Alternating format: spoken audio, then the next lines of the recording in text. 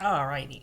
So, I'm trying to change it up for you guys so you're not seeing the same thing. Doing these videos and when I have free time. And I'm like, I have free time today. So I'm like, let me try to give you a little bit something different. So, this time, the first video, we talked about transitions for 2025. We are investing in our biggest asset. Our biggest asset, us. We invest in us so we can return on our investment, our ROI. Invest in yourself. And so we're investing in ourselves by coming up with a business plan for us for 2025. And our business plan for us includes investing in our emotional and mental health, our physical health, our finances, and just having a more holistic approach to what we're going to be doing. And just like any other business plan, any other company you work with, you're going to be doing quarterly check-ins on your plan. You are going to do mid-year check-ins. You're going to do end-of-the-year check-ins because sometimes things need to be tweaked. It's not perfect. Sometimes you're like, you know what? I don't think that's realistic, or that needs to be kicked to next year, and that's fine. So as we do this, I'm going to come to the topic that I think most people always mention to me when they see me. Student loans. Student loans. It has been wild. Let's just go back to the past 4 years. So 2020, we had the pandemic. And if you had federal student loans, you were in forbearance for a long amount of time. And then we slowly come out of the pandemic. Biden tries to do student loan forgiveness. And here's something that I want to talk to you guys about, because I keep hearing people say Biden student loan forgiveness. First things first, 2 types of student loans. And I've done a video on this. I did this last year when I was trying to start these videos. So go to the video that talks about private versus federal student loans. 2 types of student loans. Private, federal. What do you need to know? Private loans typically cannot be discharged. That's not to say that they can't be discharged. It's rare. It can't be discharged in bankruptcy. Federal loans do. The big difference, though, when it comes to between private and public student loans, like I said, go check out that video for more detailed information, is that when you die, your federal student loans die with you. That debt isn't transferred to your estate. If you have private student loans, that debt is passed on to your estate. When I talk about your estate, who am I talking about? If you're married, your spouse is expected to pay off that debt. Your heirs, the creditors, private student loans people, they can, tell you, we want our debt paid. So that's a big thing to understand, that taking on private student loans means that that debt passes on to your estate, your spouse, your children, that's going to happen. Like I said, look at the video that I did last year on private versus public federal student loans. I have a horrible haircut, and that's when I was in my blonde phase. Look over that. It's the advice you're looking. It's that. It's the information that you're seeking. This is not legal advice or financial advice. Just recapping to help you walk through this. We talk about private versus federal student loans. People talk about Biden's student loan forgiveness. Let me just explain to you a few things so that you have context of what's happening in the student loan space. For people who have federal student loans, there are 4 ways to have your student loans forgiven. First, public service loan forgiveness program. Those are people who are public servants, nurses, doctors, firefighters, policemen, military, whereby if you do public service for 10 years, after 10 years, your student loans are forgiven. First thing. The other one is if you're in an income-driven repayment plan, known as IDR, income-driven repayment plan. The income-driven repayment plans essentially say, depending on which plan you were in, that after 20 to 25 years of paying on your loan, at the end of the 20 or 25 years, the remaining balance on your loans will be forgiven. The second thing is for permanently or totally disabled people. Your student loans your federal student loans are forgiven.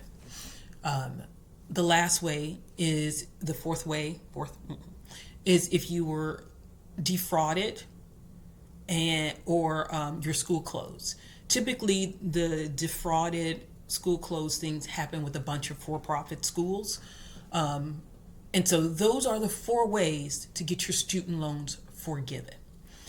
So Biden's student loan forgiveness was when he tried to do the up to $20,000 in student loan forgiveness.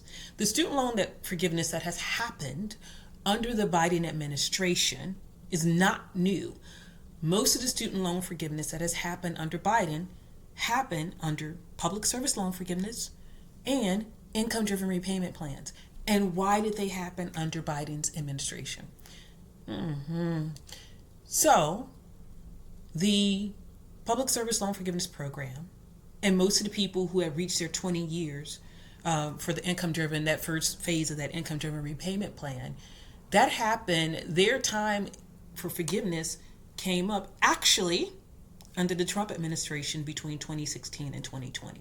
However, the head of education at the time, Betsy DeVos, under the Trump administration, basically 98% of the people who were eligible for forgiveness, she declined. They just refused to forgive them.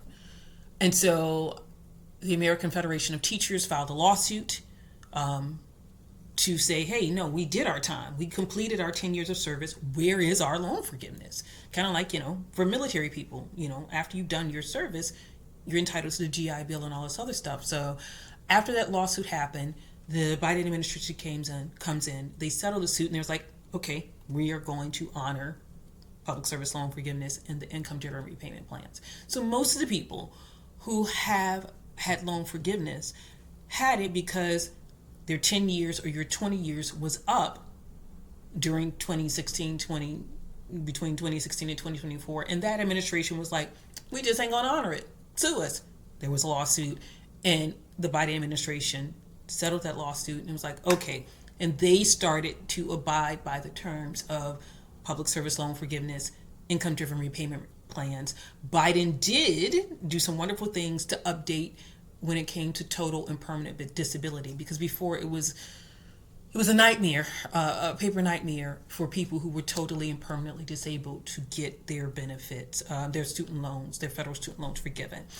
If you are a veteran and you're totally and permanently disabled, he enacted, under the Biden administration, Department of Education enacted things that made it much, much easier for you to get that forgiveness. Also under the Biden administration, when it came to borrowers who were defrauded by their schools, that's where when people talk about Biden student loan forgiveness, it's actually forgiveness that was supposed to happen that probably, for whatever reason, did not take place between 2016 and 2020. The real Biden student loan forgiveness was when he was trying to enact the up to $20,000, 20 grand in loan forgiveness that the Supreme Court shot down. But under Biden, what he did was he revamped the income-driven repayment plan. He expanded things and made it easier for, like I said, people who had total and permanent disabilities to get their loans forgiven. So when you're talking about student loan forgiveness, remember there are 4 ways to do that when it comes to federal. Now, recently, I've heard from people who were like, I had private student loans and my private student loan provider forgave my loans. And this happened after the election, where Discover Credit Card had a student loan division. And several people reached out to me. They're like, is this a fraud? Is this a scam? Discover said my stuff is forgiven. And so, due to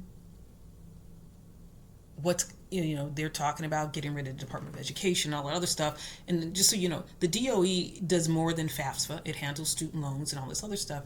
So your private lender can, if they decide, they can decide that, okay, we're getting out of the business. And what Discover did, they decided they were getting out of the business, and they forgave a bunch of people's private loans. Like I said, that is at the discretion of the private lender. What I've been hearing more lately is how, because of people not knowing what's going to happen with the Department of Education under the new administration, a lot of private lenders encouraging people, hey, come consolidate your federal loan with us. And here's another reason why I was like, you need to read the fine print. So here's what happened to everybody that had consolidated their federal loans prior to 2020 as a private loan. If you consolidate your federal loan as a private loan, you are no longer eligible for, like the people who did that when 2020 happened, they weren't eligible for pandemic forgiveness. They weren't eligible for any of those things. So when you take your federal loan and consolidate in a private loan, you are not eligible for any of the federal benefits that come with that.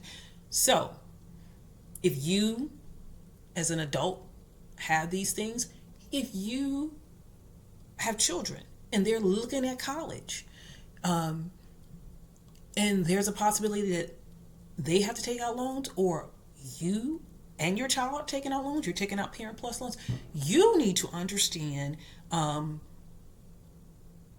the pros and cons of that, whether or not it's a private loan that you or you're having your children take out, or whether it's a federal loan, and what that means for you and your child. Because the stories that I heard last year while covering student loan forgiveness was that there were generations, 2-3 generations of people in debt, where the grandparents had taken out a student loan for the now adult who has children that's in college, and because they took out private student loans, 3 generations were in debt.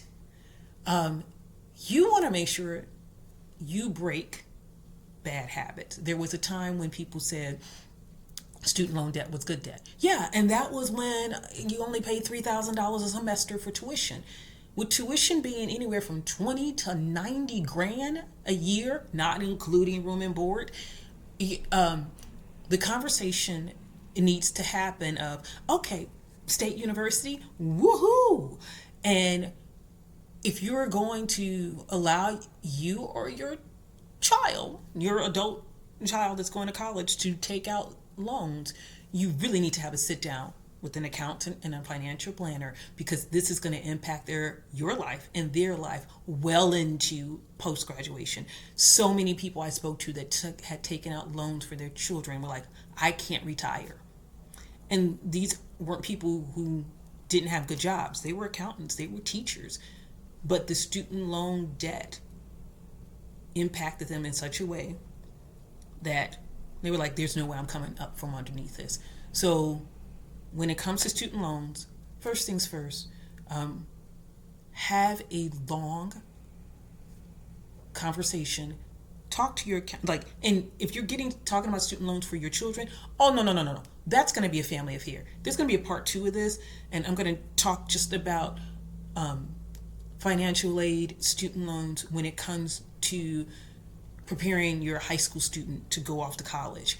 Because I think my generation did a disservice to the millennials and those after, where we decided that we weren't going to parent our kids like we were parented.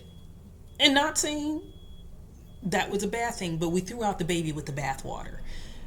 And so now we have a generation of kids, and when I'm talking about life skills, they don't have life skills, and things have changed drastically, and they aren't prepared for what we are thrusting them into.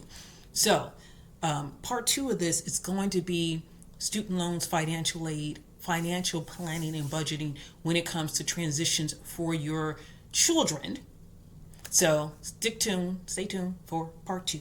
Thank you guys.